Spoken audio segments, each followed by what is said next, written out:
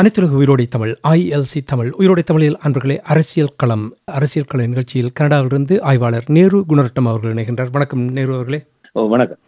உயிரோடை தமிழ் அன்பர்கள் சார்பாக உங்களுக்கு வணக்கத்தை தெரிவித்துக் கொண்டு இன்று 2025ஆம் ஆண்டு முதலாவது நிகழ்ச்சியில் நாங்கள் இணைந்திருக்கின்றோம். நேரு குணரட்னம் அவர்களே, இந்த ஆண்டு ஆரம்பத்தில் கூட இங்கே இலங்கை தீவை பொறுத்தமட்டில் தெற்கிலங்கையில் பொருளாதார நெருக்கடி தொடரும் என்ற விதத்தில் தான் பேசப்படுகின்றது. இலங்கை தீவில் உள்ள மக்களுடைய நிலைமை, குறிப்பாக உங்களுக்கு தெரியும், பூகோள அரசியல் தொடர்ச்சியாக ஈடுபாடுகள் அதிகமாக இருக்கின்றது.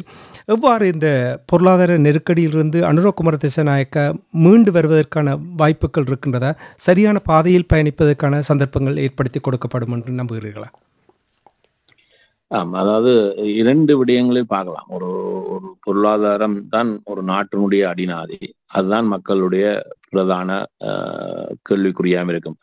பொருளாதாரம் நாட்டினுடைய உயிர்நாடி சரியாக இருந்தால் மக்களுக்கும் அதனுடைய நிவாரணங்கள் சென்றடையும். அப்ப இலங்கையினுடைய பொருளாதாரத்தை சீரமைப்பது என்பது ஒரு நாளில் ஒரு மாதங்களில் நடக்கக்கூடிய ஒரு விடயமே அல்ல.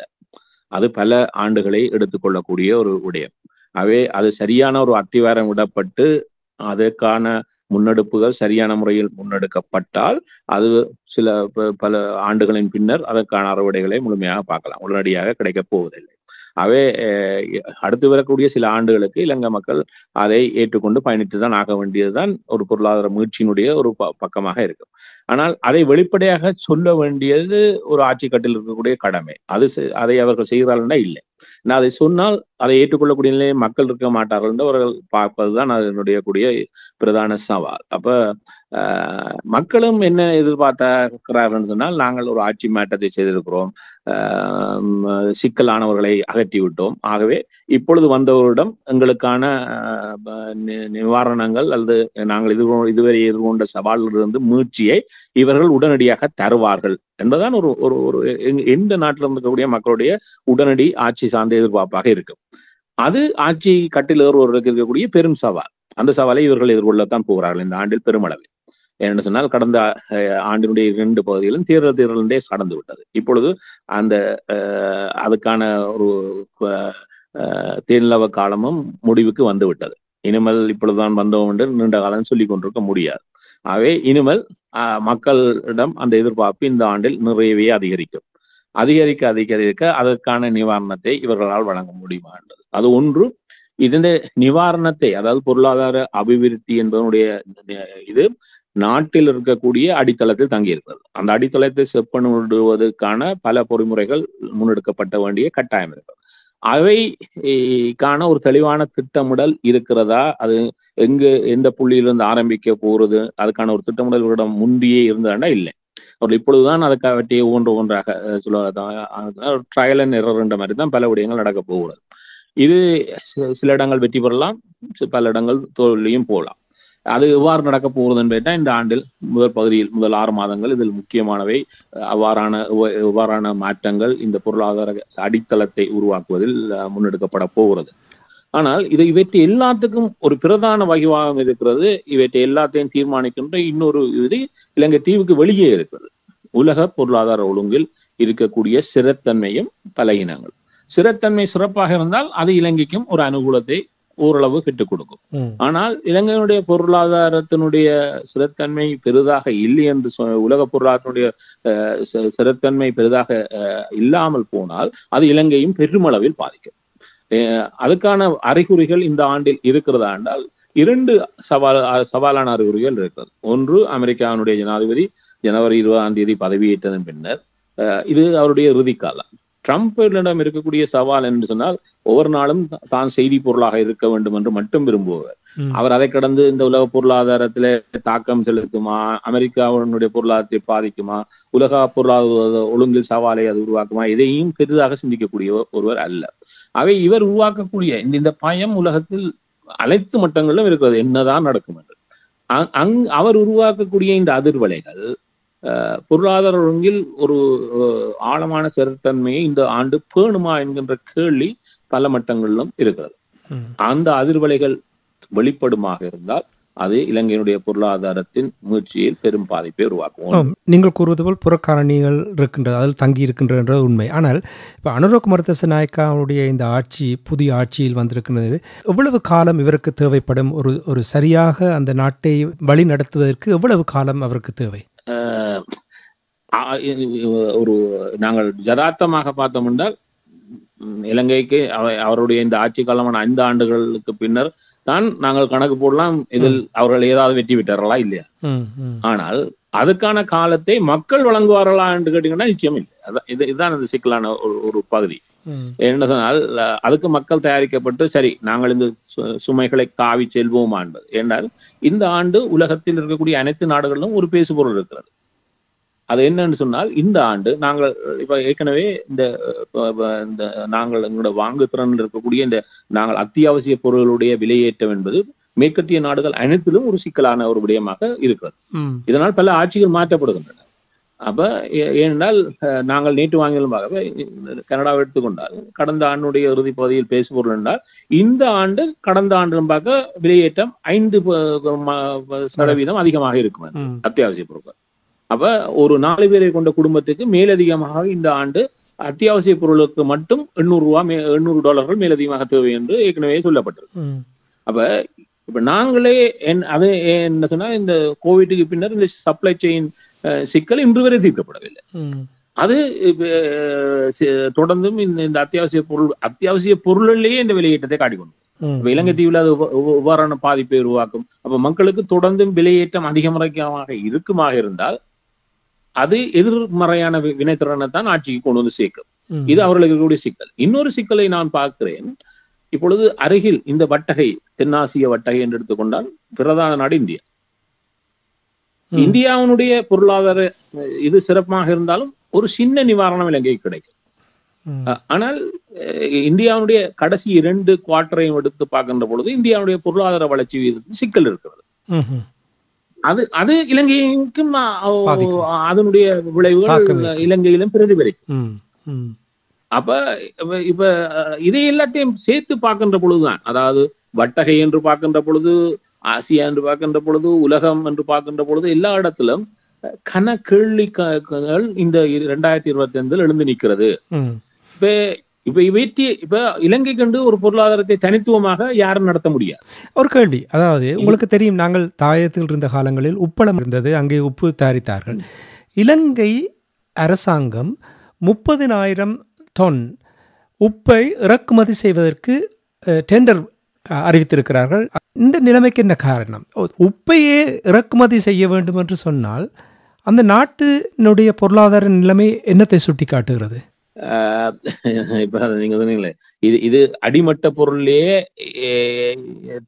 வெளியிலிருந்து டெண்டர் போட்டு வாங்குறது இல்லைன்னு சொன்னால் இதுக்கு மேலே இருக்கக்கூடிய முக்கியமான விடயங்கள். இப்ப சமயத்தில் அரிசி வாங்கினாங்க குஜராத்ல இருந்து, உடனடியாக கொண்டு இறக்க வேண்டும், இல்லாட்டி சிக்கல் என்று விலையேற்றத்தை தடுக்க முடியாதுன்னு சொல்லி கொண்டு இறக்க வேண்டும். இலங்கை அரிசியை முழுமையாக உற்பத்தி செய்யக்கூடிய வளமுள்ள நாடு, ஆனால் அது சாத்தியம் இல்லாமலே இருக்கிறது. அப்ப இப்ப வேறங்கள் உப்பு வரையும் வந்து நிற்கிறது என்று சொன்னால் இலங்கை எவ்வளவு தூரம் தன்னை மாற்றி அமைத்துக் கொள்ள வேண்டிய விடயத்தில் இருக்கு. 2021 பார்த்தேன், இலங்கையினுடைய ஏற்றுமதி 14 பில்லியனாக இருக்கின்ற பொழுது இறக்குமதி 19 பில்லியனில் இருக்கிறது. துண்டு விழுந்தொகை மாத்திரம் 5 பில்லியனில் ஏற்றுமதி இறக்குமதிக்கிடையே இருக்கிறது. இவையெல்லாம் என்னத்தை சொல்லுகிறேன்னு சொன்னால் இலங்கையுடைய பொருளாதாரம் நேற்று இப்ப என்னன்னா இப்பொழுது பேசுகின்ற பொழுது கோத்தா தான் பொருளாதாரத்தை சிதைத்தார், கோத்தா தான் பொருளாதாரத்தை சிதைத்தார்னு பேசிக்கொண்டிருக்கிறோம். கோத்தா அதுக்கு ஒரு பிரதான காரணியா இருந்தார். ஆனா இலங்கையுடைய பொருளாதாரம் சரியான முறையில் கடந்த 70 ஆண்டுகளாக திட்டமிடப்படவே இல்லை எந்த ஒரு ஆட்சியாலும். அது முறைமையாக சரியாக நெறிப்படுத்தப்படவும் இல்லை. அப்ப அது என்னத்தை கொண்டு வந்து சேர்த்திருக்குன்னு சொன்னால் ஒரு அடிப்படை சரியாக இல்லாத பொருளாதார வளர்ச்சியும் கட்டமைப்பும் இன்று இவ்வளவு தேக்கத்துக்கு வந்திருக்கிறது. அப்ப ஒரு கேள்வி கேட்டீங்கன்னா இவ்வளவு காலம் எடுக்கும் என்று. 70 ஆண்டுகளாக செய்யப்பட்ட ஒரு தவறை யாரும் ஒரு 5 ஆண்டுகளில் கூட அதை முழுமையாக செய்து முடிப்பது என்பது மிக கடினமானது. இப்ப இவர்களுக்கு ஒன்று புரிகிறது என்று தெரிகிறது. இதுக்கு எதிரான மக்கள் வினை மாறியமாக இருந்தால் அது தங்களுக்கு பாதிப்பை உருவாக்கும் என்பதற்காக மக்களையும் சேர்த்து சுமை சேர்ப்பதற்காக ஒரு திட்டத்தை இப்பொழுது அறிவித்திருக்கிறார்கள், கிளீன் ஸ்ரீலங்கா. இது என்ன செய்யும் சொன்னால் மக்களையும் இதுக்கு உள்வாங்கி விட்டால் அவர்களுக்கு இந்த சுமையை புரிய வைத்து விட்டால் நாங்கள் தப்பி விடலாம் என்பது இந்த இன்னொரு கணக்கு. இந்த கணக்கு வெற்றி பெறுமா என்பது வேறு விடயம். என்றால் நான் சொன்னேன், இந்த ஆட்சி மாற்றமே அடிப்படையில் இருந்து உருவான ஆட்சி மாற்றம் தான். அடிப்படையில் சிக்கலுடன் இருக்கக்கூடிய மக்கள் இந்த சிக்கலுக்காக ஒருவரை மாற்றி பார்ப்போம்னு மாற்றி விட்டிருக்காங்க. அவர்கள் இப்பொழுதும் எதிர்பார்ப்பது என்ன? தங்களுடைய அடிப்படை பிரச்சனையை தீர்த்து வையுங்கள் உடனடியாக. இவர்களால் அடிப்படை பிரச்சனையாவது தீர்த்து வைக்க முடியுமா என்பதுதான் இப்பொழுதும் இருக்கக்கூடிய கேள்வி. இதுவரை நடைபெற்ற முன்னெடுப்புகளையும் இதையும் பார்க்கின்ற பொழுது அந்த விடயத்தில் எனக்கு இது இல்லை. இப்ப நான் இன்னும் சில விடயத்தை பார்க்கிறேன். இப்ப இவர்கள் எவ்வளவு எத்தகைய மாற்றங்களை உருவாக்குறாங்க. இலங்கையினுடைய வரலாற்றில் அதாவது இலங்கையினுடைய தேசிய புலனாய்வுக்கு இராணுவத்தை சேர்ந்த ஒருவரும் ஒரு காலம் நியமிக்கப்படுவதில்லை. இராணுவத்தை கடந்தேதான் தேசிய புலனாய்வுக்கு ஆட்கள் நியமிக்கப்பட்டிருக்கிறார்கள். ஆனால் முதல் முறையாக அதில் மாற்றத்தை உருவாக்கியது 2019 கோத்தா இராணுவத்தில் இருந்த சுரேஷ் அலியை தேசிய புலனாய்வினுடைய தலைவராக நியமித்தது மாத்திரமில்ல, அவருக்கு அதிகரித்த இராணுவ கட்டமைப்புடைய உச்ச பதவியினுடைய பட்டத்தை கொடுத்து அதில் நியமித்தார். அது இலங்கையினுடைய வரலாற்றில் முதல் தடவையாக உருவாக்கப்பட்ட மாற்றம். இந்த முறை பாருங்கள், இன்று இலங்கையினுடைய தேசிய புலனாய்வுக்கு மேலும் ஒருவர் நியமிக்கப்பட்டிருக்கிறார். அவரும் இராணுவத்தை சேர்ந்த மேஜர் ஜெனரல். அப்ப இவர்களும் அதே இதில் மாற்றம் உருவாக்குவதாக தெரியவில்லை. அப்ப ஒரு தவறு நடந்ததுன்னா அந்த தவறை திருத்துவது இவருடைய ஒரு மாற்றம் மாற்றம் மாற்றம் என்பதுதான் இவருடைய எல்லா வசனங்களும் இருக்கக்கூடிய பேசுபொருள். அப்ப இராணுவத்தை சேர்ந்தவர் தேசிய புலனாய்வுக்குள் இதுவரை உள்ளாங்கப்படாமல் இருந்த ஒரு பதில் ஒரு தவறான மாற்றத்தை உருவாக்குகிறார் கோட்டா என்றால் இப்பொழுது அதைத்தான் இவர்களும் செய்கிறார்கள். ஒரு மேஜர் ஜெனரலை கொண்டு வந்து தேசிய புலனாய்வுடைய தளபதியாக நியமிக்கிறார். சரி, இந்த மேஜர் ஜெனரல் யார் என்று பார்த்தால் இவர் இலங்கையினுடைய இராணுவ அமைச்சை சார்ந்து ஐக்கிய நாடுகள் சபை, அதாவது மனித உரிமைகள் ஆணையத்தில் இலங்கைக்கு சார்பாக கருத்துரை வழங்கியதுக்கு அழைத்து செல்லப்பட்டவரில் ஒருவர். அப்ப இதில் 2 கேள்விகள் எழுகிறது. இவர்கள் ஒரு தவறை நீண்ட காலத்துக்கு பின்னர் கோத்தாவினால் செய்த ஒரு தவறை, அதே தவறை இவர்கள் தொடர்கிறார்கள். அதை மாற்றியமைக்கவில்லை. ஒன்று. இரண்டாவது, தமிழர் விவகாரத்துடன் சம்பந்தப்பட்ட ஒருவர் தமிழர் விவகாரத்துக்காக ஐக்கிய நாடுகள் மனித உரிமைகள் ஆணையத்தில் சென்று எங்கே சார்ந்து கருத்துரை வழங்கிய முன்னாள் ஒருவரை இவர்கள் இப்பொழுது தேசிய புலனாய்வில் கொண்டு வரான்னு சொன்னால் தமிழர் விவகாரத்தை இவர்கள் எவ்வாறு கைக்கொள்ள விரும்புகிறார்கள் என்பதோ இன்னொரு கேள்வியை கூட எழுப்புகிறது. இந்த மாற்றத்தின் பின்னணியில் என்ன இருக்கிறது?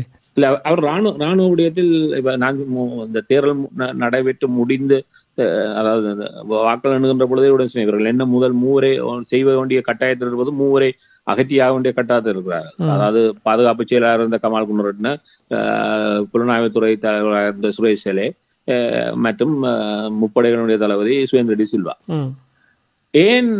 ஏனால் இந்த 3 ஏன் அப்பொழுது சொன்னேன் சொன்னால், இந்த 3 தன்னகப்படுத்தித்தான் அமெரிக்கா கோத்தாவை ஆட்சியிலிருந்து கலைத்து ரணில் விக்ரமசிங்காவை ஆட்சி கட்டில் அமர்த்தியது. இவர்கள் 3 தாம் நகப்படுத்தியது. என்றால் அவர்கள் 3 என்னத்தை அமெரிக்கா விரும்புவதோ அதை களத்தில் தெளிவாக செய்து முடித்தார்கள். அதனுடைய விளைவுதான் இது. ஏனால் இந்த ஆட்சி மாற்றத்துக்காக உருவாக்கப்பட்ட அறகலையை ஜேவிபியின் அதில் பெரிய அழிவை செய்தவர்கள் ஜேவிபியினுடைய பிரிந்து சென்ற ஒரு சுரியானி. அவர்களால் இந்த 76-70 பாராளுமன்ற வீடுகளை எரித்தது, பல விடயங்கள். ஆனால் அதில் குளிர்காய்ந்தது ஜேவிபி. ஆனா இந்த ஜேவிபியிடம் அமெரிக்க தூதுவர் சென்று இந்த அறகலைக்கு முன்னரும் பேசுகிறார் இதேயான ரகுமார் திசுநாயக்குடன். முடிந்தது பின்னரும் பேசினார். பேசியதன் பின்னர் அவரை உடனடியாக அமெரிக்கா செல்வதற்கும் அனுமதித்தார்கள். அவர் அமெரிக்காவில் போய் 6 கூட்டங்களை நடத்தினார். ஆகவே அனுரகுமார் தரப்புக்கு தெளிவாக தெரியும் அமெரிக்கா இந்த ஆட்சி மாற்றத்தில் என்ன பின்புல வேலையை செய்தது, அதை யாரை வைத்து செய்தது என்றெல்லாம் இவர்களுக்கும் தெரியும். அதனால்தான் நான் அந்த 3 குறிப்பிட்டு சொன்னேன். இந்த 3 இவர்கள் அகற்றியாக வேண்டிய கட்டாயத்துக்கு. இது நடந்தது பின்னர் இதை புரிந்து கொண்ட இந்தியா ஒன்றை மாற்றுவிடாக செய்தது. ஏன்னா இந்தியாவுக்கும் சுரேஷ் லைக்குமான தொடர்பு இதுக்கு மூலம் இருந்தது.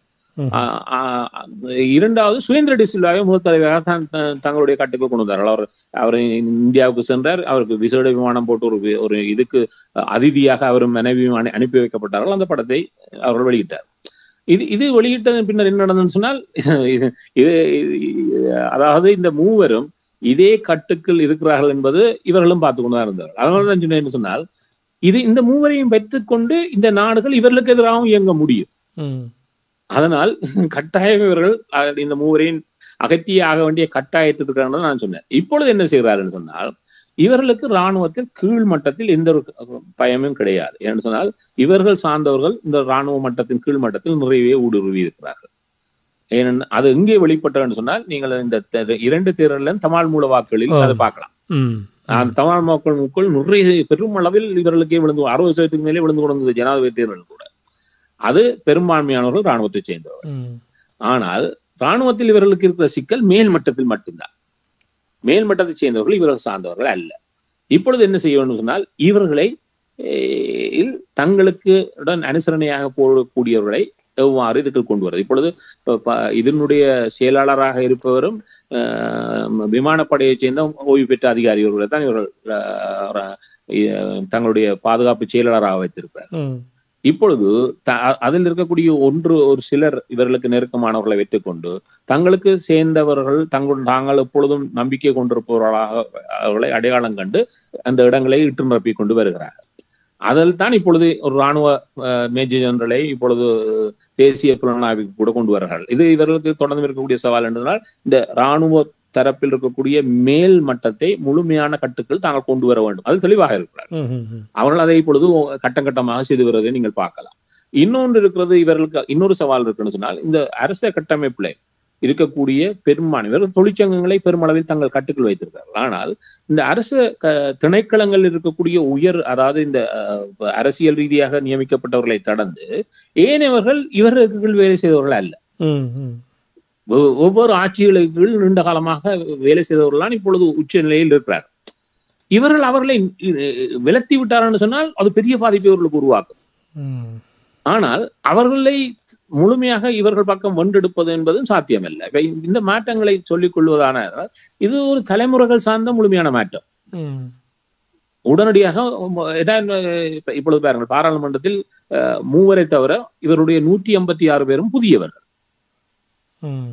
அவர்களுக்கு பாராளுமன்ற நடைமுறையும் தெரியாது. அப்படியானவர்களை தான் சபாநாயகரும் கொண்டு விட வேண்டிய கட்டாயத்தில் இருக்கிறார்கள். சபாநாயகர்கள் இருக்கக்கூடியவருக்கு சபாநாயகர் பதவி என்னென்று செய்வதென்றே தெரியுது. அவர்கள் படுகின்ற துன்பியலை நீங்க நேரடியாக பார்த்தா தெரியும். ஒருவர் பேசுகின்ற பொழுது அவருக்கு என்ன சொல்வது என்று தெரியாமல் அன்று ஒருவர் எதிர்கட்சியில் ஒருவர் பேசுகிறார், அவரை கட்டுக்குள் கொண்டு வருவதற்கு சபாநாயகர் ஒன்றும் சொல்லுகிறார் என்று ஒரு அமைச்சர் ஒழுங்கி சொல்லிக் கொடுக்கிறார். இப்படி சொல்லலாம் இப்படி சொல்லலாம் என்று. அப்படின்னு அவர் சொல்லவில்லை. கடைசியில பார்த்தா இந்தியாவில இருந்த மூத்த அமைச்சர் இதுக்கு மேல ஒரு பெரிய சொல்ல அவரே நேரே இவருக்கு சொல்ல வழிகிட்டார். நான் இந்த நகைச்சுவையை பார்த்து என்னால் இப்பொழுது இதுக்கு ஒரு கருத்தியலை நாங்கள் வைப்போம். அவர்கள் இப்பானே வந்தவர்களுக்கு நேரம் வேணும் என்று. ஆனால் அந்த நேரம் என்பது நீண்டு செல்லாது. என்னால் இப்ப நாங்கள் ஒருவரை தயாரிப்பு என்பது குறுகிய காலத்தில் உடனடியாக நடக்காது. இன்னொன்று இருக்கிறது, இதில் இருக்கக்கூடியவர்கள் இப்பொழுது பாருங்கள், சமீபத்தில் பார்த்தீங்கன்னா நீதி அமைச்சர், வேறு எந்த அமைச்சரும் இல்லை, நீதி அமைச்சர். அவருடைய பட்டயம் சார்ந்தும் ஒரு பிரச்சனை பாராளுமன்றத்தில் வெளிக்கப்படுவதில்லை. அவர் டாக்டரேட் இன்னும் இல்லை. ஆனால் அங்கு ஒரு குறிப்பில் அவரை PhD என்று டாக்டரேட் என்று போட்டுட்டாங்க. பின்னர் அது சம்பந்தமான விசாரணை ஒரு ஊடகம் அவரிடம் கேள்வி எழுப்புகிறது. பின்ன அவர் அதுக்கு சொன்ன பதில் என்று சொன்னால், நீதி அமைச்சரே என்னுடைய ஹைகமாண்ட் சொல்லாம நான் எதுவும் சொல்லல. அப்ப அவர்கள் இன்னொரு அமைச்சரிடம் கேட்கிறார்கள், இப்படி அவர் சொல்றாரு, அதை என்ன நினைக்கிறீங்க? இவர் சொல்றாரு, இல்ல அப்படி இல்ல, நாங்கள் யார்கிட்டையும் கேட்க தேவையில்லை, நாங்கள் அமைச்சர்கள் நாங்களே பேசலாம். அப்ப 2 அமைச்சர்கள் 2 விதமான கருத்துக்களை சொல்லுகிறார்கள். இப்ப இவையெல்லாம் என்ன நடக்குதுன்னு சொன்னால், இவ்வாறு பகிரப்படுகின்றவை இதனுடைய சவால்கள் ஒரு ஜதார்த்தமாக பார்க்கின்ற பொழுது புரிகிறது. ஆனால் இதை நாங்கள் இப்பொழுதுதான் ஆட்சிக்கு வந்தோம், இப்பொழுதுதான் ஆட்சி வந்தோம், எங்களுக்கு நேரம் வேண்டும், இவர்களுக்கான அந்த நேரத்தை கொடுக்கணும் என்று போனால் அது எவ்வளவு காலம் என்கின்ற ஒரு கேள்வியை தொடர்ந்து எழுப்பும். அது என்ன செய்யும்னு சொன்னால் அது இப்பொழுது இவர்கள் சார்ந்திருக்கக்கூடிய கட்டமைப்பில் இருக்கக்கூடிய உள்ளக முரண்பாடுகள் நிறைய தெரிந்தவர்கள் என்ற ரீதியில் எங்கள் கொஞ்சம் பேருக்கு அது புரிகிறது. இவர்கள் எவ்வளவு கஷ்டப்பட போறாங்க. இவ்வளவு இதை வெளியே இருந்து பாக்குற எங்களில் ஒரு பகுதியினருக்காக என்ன நினைப்பார்கள்னு சொன்னால், நீங்களே நான் உங்களுக்கு டைமே கொடுக்குறீங்க இல்லை, நீங்க எப்படி சொல்றாங்க கேட்டீங்களே, இது சொல்வது இல்லை. இதை சுட்டி காட்டுகிறோம் எங்கு சிக்கல் இருக்கிறது. இந்த சிக்கலை இவர்கள் நான் பலமுறை சொல்லியிருக்கிறேன். நானே கூட அவர்களுக்கு ஒரு 6 மாதத்தை கொடுக்க தயாராக இருக்கிறேன். ஆனால் ஜனாதிபதியை பொறுத்தவரை அவர் ஆட்சிக்கு வந்து 100 நாட்கள் கடந்து விட்டது. பாராளுமன்றத்துக்கு அந்த நாட்கள் கடந்து கொண்டிருக்கிறது. அப்ப இதுல என்ன விடயம் சொன்னால், எவ்வளவு காலம் இவர்கள் எடுத்துக்கொள்ள போறார்கள், எவ்வாறான மாற்றத்தை கொண்டு வர போறார்கள். இப்பொழுது அடுத்து வரக்கூடிய முதன்மையான விடயம் பட்ஜெட். இலங்கையுடைய பொருளாதாரத்துடைய அடிநாதையாக பார்க்கக்கூடியது. இப்பொழுது இலங்கை உலகளாவிய ரீதியில் ஜிடிபியில் செலவழிக்கின்ற பணத்தை எடுத்து பார்த்தோம்னு சொன்னால், இலங்கை கல்விக்கு செலவழிக்கின்ற பணம் 138 இடத்துல இருக்கு உலகத்துல. ஆனா இலங்கை இராணுவத்துக்கு, அதாவது பாதுகாப்பு செலவினங்களுக்கு ஜிடிபியில் செலவழிக்கின்ற தொகையை பார்த்தீங்கன்னு சொன்னால், இலங்கை 50க்கும் 60க்கும் இடையில் நிற்கிறது.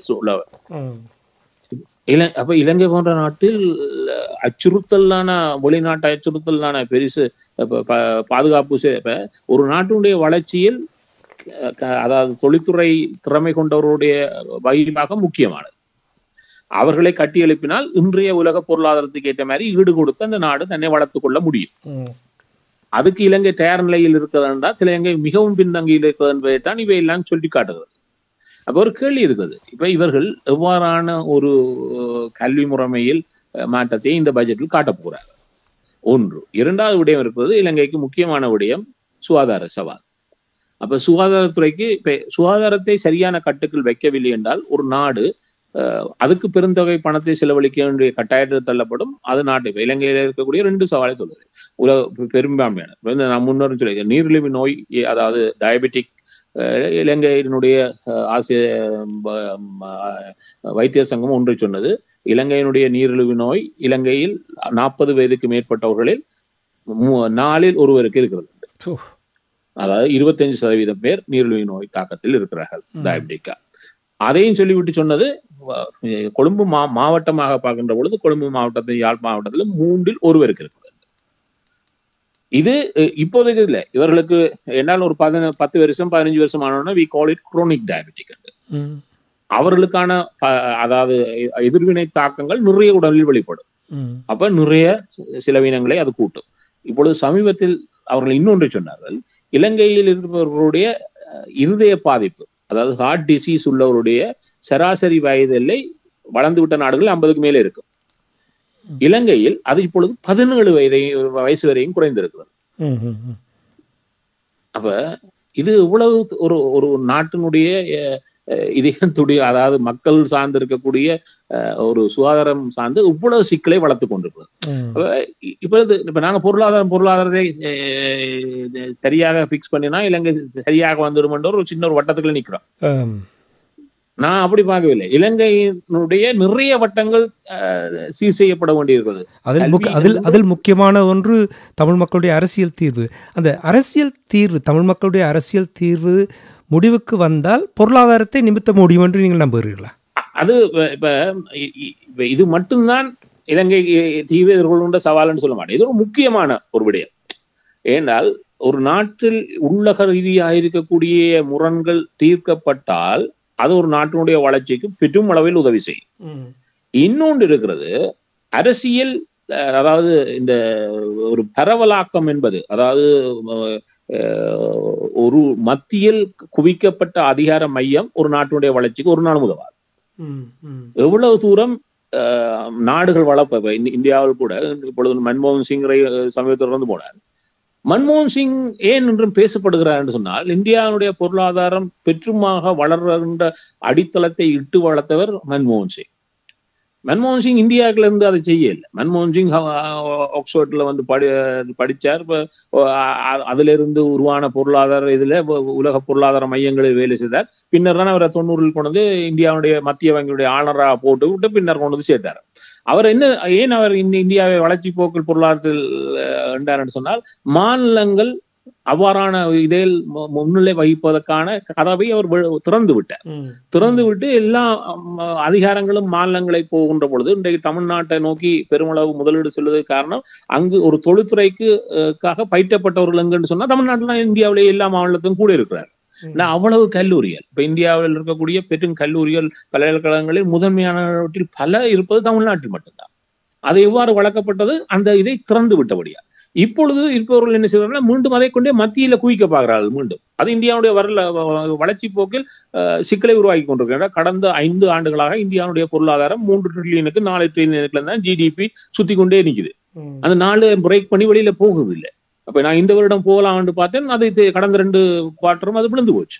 அப்ப இது என்னத்தை சொல்லுகிறேன்னு சொன்னால் எல்லாருக்கும் ஒரு படிப்பினையை தருது. அப்ப கொழும்பில் இருப்பவர்கள் ஒன்றை புரிந்து கொள்ள வேண்டும். ஒவ்வொரு இலங்கையில் இருக்கக்கூடிய ஒவ்வொரு ரீஜனுக்குள்ளும் பல மூலப்பொருட்கள் அந்தந்த ரீஜன் சார்ந்தவையா இருக்கிறது. அவை சார்ந்த தொழில்துறைகளை கட்டி எழுப்புவதற்கும் இப்பொழுது என்ன செய்கிறது? இலங்கையுடைய மக்கள் கூட்டம் 25% கொழும்பு, கம்பகா 2 மாவட்டங்கள்ல வந்து குவிந்து கிடக்கிறது. ஏன்? இலங்கையுடைய பொருளாதாரத்தினுடைய 45% இந்த மாவட்டத்தில் தான் நிற்கிறது. அது தப்பானது. இலங்கையுடைய பொருளாதாரத்தினுடைய எல்லா இடங்களுக்கும் பகிரப்பட வேண்டும். பொருளாதார பரவலாக்கப்பட்டு மக்கள் ஒரு இடத்தில் குவிவது தடுக்கப்பட்ட ஆகும். இப்ப இதெல்லாம் மாற்றப்படணும்னு சொன்னா பொருளாதார கட்டமைப்பில் நிறைய மாற்றங்கள் வந்தாகும். அப்ப இங்குதான் ஒரு விடயம் பெறுகிறது. தமிழர்கள் தாங்களாக ஒரு பொருளாதாரத்தை கட்டி எழுப்பி தங்களுடைய விவகாரத்தை பார்ப்பதற்கு வலுவுள்ளவர்களாக இருக்கின்ற பொழுது அதை அனுமதித்தாக வேண்டும்.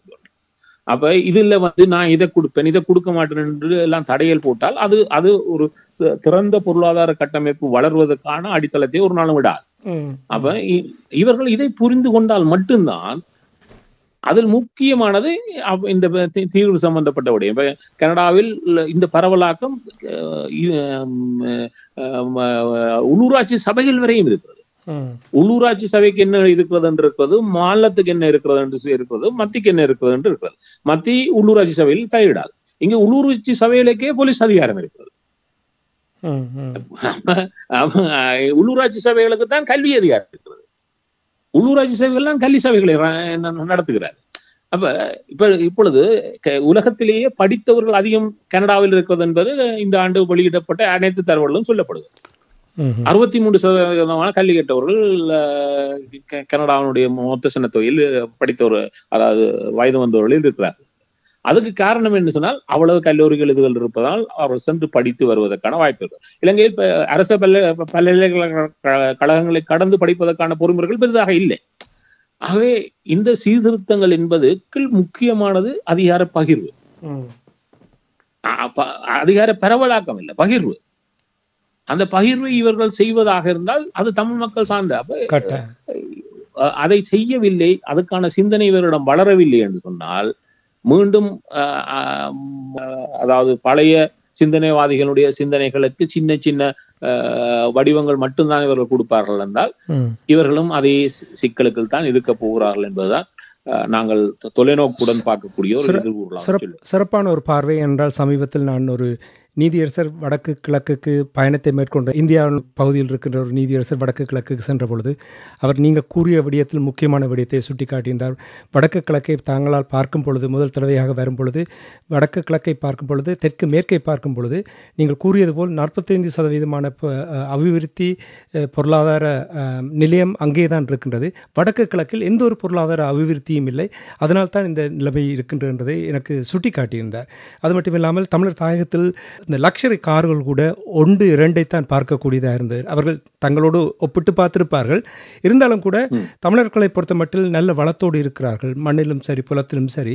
அவ்வாறு இருந்தும் கூட தமிழர் தாயகத்தில் ஒரு நல்ல வசதிகளோடு இல்லை என்று பார்த்த பொழுது அவர்கள் அதிர்ச்சியாக இருந்தது என்பதை எனக்கு அதை சுட்டி காட்டினார். நீங்கள் கூறுவதை அவர்களும் கூறியதை நான் இங்கே சொல்வது பொருத்தமாக இருக்கும் என்று அதை கூறிக்கொண்டு நேரு அவர்களே, நிறைவாக 2025ஆம் ஆண்டு ஆரம்பித்திருக்கின்றது. முள்ளிவாய்க்கால் இனக்கருவறுப்பு நடைபெற்று 15 ஆண்டுகள் முடிந்து 16வது ஆண்டு கால் எடுத்து வைக்கின்றோம். தமிழ் அரசியல்வாதிகளை பொறுத்த மட்டும் தமிழ் மக்களுக்கு ஒரு தீர்வு தொடர்பாக எந்த ஒரு சரியான ஒரு திட்டமும் இல்லாத நிலைமை இருக்கிறது. உங்களுக்கு தெரியும், அடிக்கடி நாங்கள் இங்கே பேசியிருக்கின்றோம். ஒரு ஃப்ரேம் ஒர்க் இல்லை, ஒரு மெக்கானிசம் இல்லை, ஒரு ரோட் மேப் இல்லை, ஒரு ஆக்ஷன் பிளான் இல்லை. இவை ஒன்றுமே இல்லாமல் வெறுமனவே ஊடகங்களுக்கு கருத்துக்களை கூறிக்கொண்டிருப்பதால் அரசியல் தீர்வு வந்துவிடப் போவதில்லை. அனுரகுமார திசாநாயக்கா ஒரு மாற்றம் என்று சொன்னாலும் இவர்கள் அந்த மாற்றம் வந்திருக்கிற நேரத்தை சரியாக பயன்படுத்தாவிட்டால் அதுவும் நழுவி போகக்கூடிய ஒரு நிலைமை இருக்கின்றது. ஏதாவது அறிகுறி நீங்கள் காணுகிறீர்கள்? தமிழ் அரசியல் பரப்பில் ஒரு திட்டத்தை உருவாக்கி ஒன்று சேர்ந்து பயணிப்பதுதான் ஒரே ஒரு வழி, அதனை நாங்கள் சரியாக செயல்படுத்த வேண்டும் என்று செயல்படுவதற்கு ஏதாவது அறிகுறிகள் நீங்கள் காண்கிறீர்களா? இதுவரை இல்லை. இப்பொழுது கனடாவுக்கு சமீபத்தில் கூட 2 பாராளுமன்ற உறுப்பினர்கள் வந்து சென்றார்கள். என்னுடைய உடல்நிலை சார்ந்து நான் வெளியே சென்று சந்திக்க முடியாது, ஆனால் வளமையாக சந்திப்பார்கள். ஆனால் இந்த முறை அவர்கள் வந்து ஒரு சிறிய நாட்கள் இருந்த இடத்தில் பார்த்தேன். அவர்கள் எல்லாரையும் சந்திக்கணும்னு முயற்சி செய்தார்கள். ஆனால் அதில் நிறைய குறைபாடுகளை பார்த்தேன். ஏன்னா எல்லாரையும் சந்திக்க வேண்டும் என்ற அவசியம் இல்லை. முக்கியமான விடயங்களை முக்கியமான மட்டுங்கள் சந்திக்கணும் என்ற சிந்தனை கூட இருக்கவில்லை என்பது புரிந்தது. அவ்வளவுதான் புரிகிறது என்று சொன்னால், நம்ம ஊர்ல இன்னும் இப்ப ஒரு விடயம் இருக்கிறது. ஒரு ஆண்டை முடித்திருக்கிறோம். இந்த ஆண்டு முடிவதற்கு ஒரு மாதம் முதலாவது நாங்கள் அந்த ஆண்டனுடைய போக்கு எவ்வாறு இருந்தது, இதில் என்ன தவறுகள் இடம்பெற்றிருக்கிறது, இதுல என்ன நிவர்த்திகள் நடந்தாக வேண்டும், அதுக்கேற்ற இந்த ஆண்டுக்கான ஒரு திட்டமிடல் அனைத்து பகுதியிலும் தமிழ் இனம் சார்ந்து இருக்க வேண்டும்.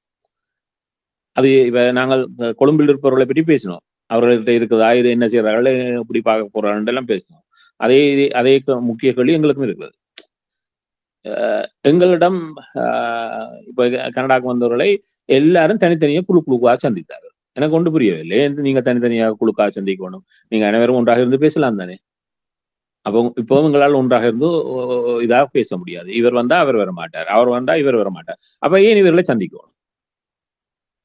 நீங்க தமிழர்கள் தானே, தமிழர் நலன் சார்ந்தானே பேச போறீங்க. எல்லாரும் ஒரு இடத்துல இருந்து பேசுங்களேன். அப்ப இது இவ்வாறுதான் நாங்கள் தொடர்ந்து அனுமதித்துக் கொண்டு போகிறோமான்ற ஒரு கேள்வி. இரண்டாவது, இவ்வாறு பேசுகிற ஊரிடமும் தெளிவான சிந்தனையும் இல்லை, தெளிவான திட்டமிடலும் இல்லை. இப்பொழுது இலங்கையில் 2 தேர்தல்கள் நடைபெற்றது. இந்த 2 தேர்தலுக்கும் தமிழினம் தங்களுடைய நிலப்பாடு என்பதை கூட தெரிவிக்கவில்லை. ஆனால் அனுரகுமார வந்தவுடன் வாழ்த்து அனுப்புகிறார்கள். அப்ப எனக்கு இவர்கள் என்னத்தை யாருக்கு செய்கிறார்கள் என்று கூட புரியவில்லை. அப்ப இந்த குறைபாட்டை நாங்கள் அனுமதித்துக் கொண்டிருப்பது அவர்களை கடந்து எங்களிடம் இருக்கக்கூடிய ஒரு குறையாக, அதாவது ஒரு சிந்திக்கக்கூடிய மனிதர்களிடம் இருக்கக்கூடிய ஒரு குறையாக இருக்கிறோம். இப்பொழுது நான் சொல்லுது, நாங்கள் புலம்பெயர்ந்திருக்கிறோம், எவ்வளவு எண்ணிக்கையில் இருக்கிறோம். அப்ப புலம்பெயர்ந்தது என்பது நாங்கள் இந்த உலக பரப்பில் இருக்கக்கூடிய பல விடயங்களை கிரகித்து சரியான விடயத்தில் எங்களை திட்டமிட்டு, ஏன்னா நாங்கள் போதுவது வறுமையாக கொழும்பில் இருக்கக்கூடிய ஆட்சியாளரோடு மட்டுமல்ல, அவரிடமிருந்து மட்டுமல்ல இந்த மாற்றத்தை எதிர்பார்ப்பது. உலக அரங்கினுடன் இணைந்துதான் இந்த மாற்றம் என்பது. இன்றைக்கு தனியாக யாரையும் பிரித்து பார்க்க முடியாது.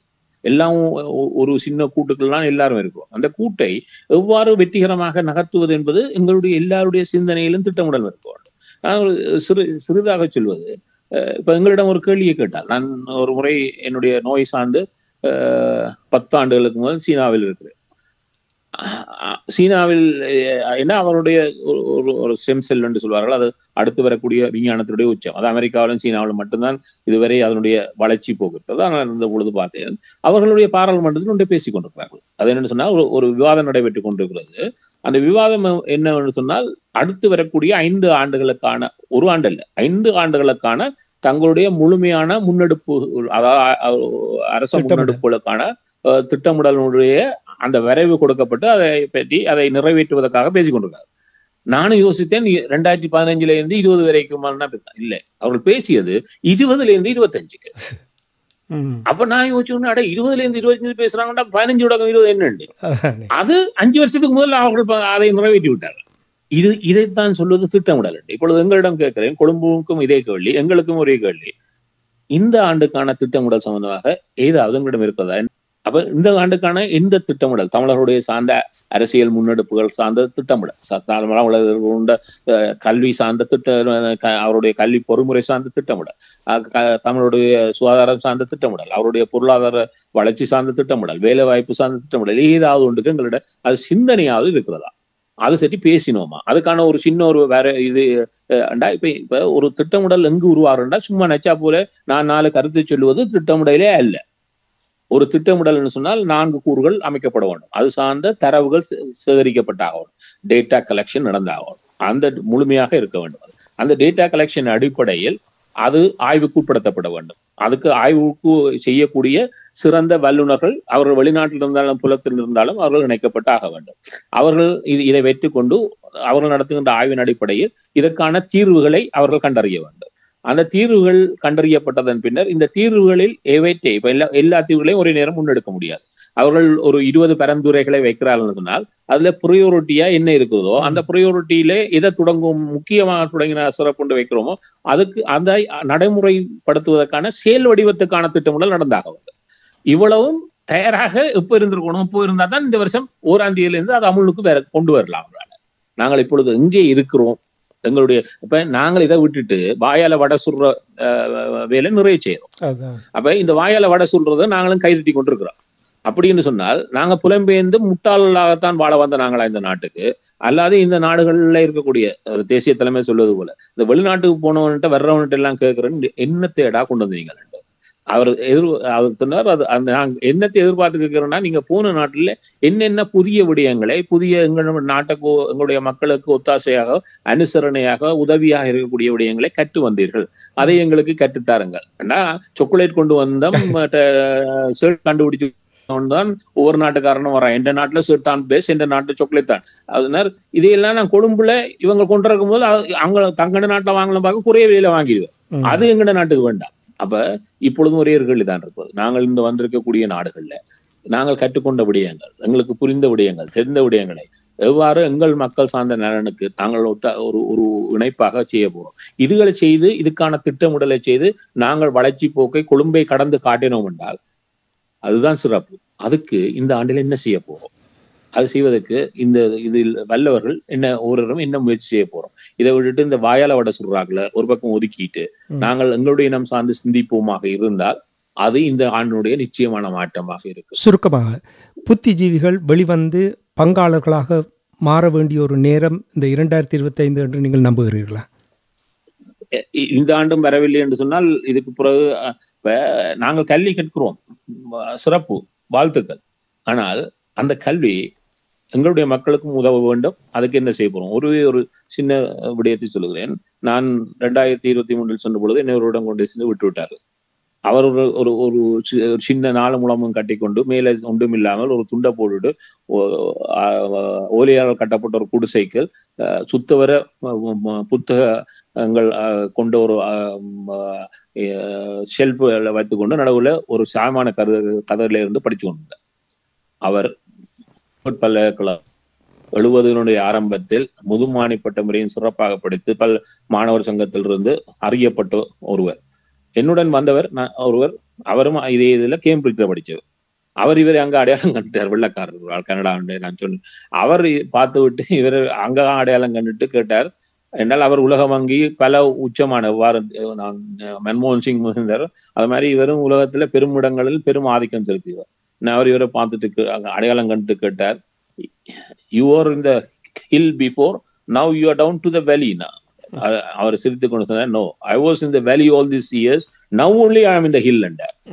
அதாவது என்னுடைய அவரை எல்லாத்தையும் தூக்கி எறிஞ்சிட்டு தன் ரிட்டைர்மெண்ட்ல குடும்பத்தையும் கூட கொண்டு வந்து இருந்தார். என்றா என்னுடைய மக்களுக்கு நான் சேவை செய்தாக வேண்டும். நான் கற்ற கல்வியும் நான் பெற்ற உச்சமும் எப்பொழுது மக்களுக்கு என்னுடைய மக்கள் சார்ந்து மாறுகிறதோ அதுதான் எனக்கு கிடைக்கிற உச்சம் என்றதை அன்றைக்கு தெளிவாக சொன்னார். இப்பொழுது உங்களுக்கு சொல்லுகிறேன், நாங்கள் கற்ற கல்வியை நாங்கள் என்றதும் எங்களுடைய நாட்டிலும் எங்களுடைய மண்ணிலும் எங்களுடைய மக்களுக்கும் ஒரு பெரும் ஆதாரமாக மாற்றப்படுமாக இருந்தால் அது எங்களுக்கான உண்மையான மன ஆறுதலாக இருக்கும். அதை கற்றவர்கள் என்ன செய்ய போகிறோம் என்பதுதான் அனைவருக்குமான கேள்வி. அற்புதம். அதாவது குடும்பம் இருக்கின்றது, குடும்பத்தில் தாய் தந்தை அவர்கள் உழைப்பார்கள், படிப்பார்கள், அதனால் வருகின்ற முழு பயனையும் அந்த குடும்பம் பயன்பெறும். அதே போல்தான் தமிழர் தாயகத்திலும் எங்கெங்கெல்லாம் போய் கல்வி கற்று நிறைய சாதனைகள் படைக்கிறீர்களோ அது உங்களுடைய வீட்டில் பயன்படுத்தப்படவில்லை என்று சொன்னால் அது படித்து என்ன பிரயோசனம், அது சாதனையில் படைத்து என்ன பிரயோசனம் என்ற ஒரு கேள்வி ஒன்று எழும். அந்த கேள்வி எழ வேண்டும் என்று கேட்டுக்கொண்டு மிகவும் சிறப்பாக இன்றைய அரசியல் கலை நிகழ்ச்சியில் உங்களுடைய கருத்துக்களை பதிவு செய்ததற்காக நேரு குணரட்னம் அவர்களே அன்பர்கள் சார்பாக நன்றி கூறிக்கொண்டு மீண்டும் இன்னும் ஒரு நிகழ்ச்சியில் இணைந்திருப்போம். அதுவரைக்கும் நன்றி, வணக்கம். நன்றி, வணக்கம். எமது பார்வையாளர்களுக்கு வணக்கம். மக்களின் குரலாய் ஓங்கி ஒலிக்கும் இலக்கு மின்னிதழ் மற்றும் உயிரோடை தமிழ் வானொலி ஆகிய இவ்விரு ஊடகங்களும் உங்களைப் போன்ற எமது நேயர்கள் நண்பர்களின் ஆதரவிலேயே இயங்கி வருகின்றன. மிக குறைந்த வளங்களுடன் பல இடர்கள் மற்றும் தடைகளை தாண்டி பயணிக்கும் எமது ஊடகங்களின் பணிகள் மேலும் வளர உங்களால் முடிந்த நிதியுதவியை வழங்கி இன்னும் காத்திரமான செயற்பாடுகளை முன்னெடுக்க உதவுமாறு மிகவும் பணிவன்புடன் வேண்டி நிற்கின்றோம். உங்கள் பங்களிப்பு உங்களின் உரிமை குரலாய் ஓங்கி ஒலிக்கும். நன்றி.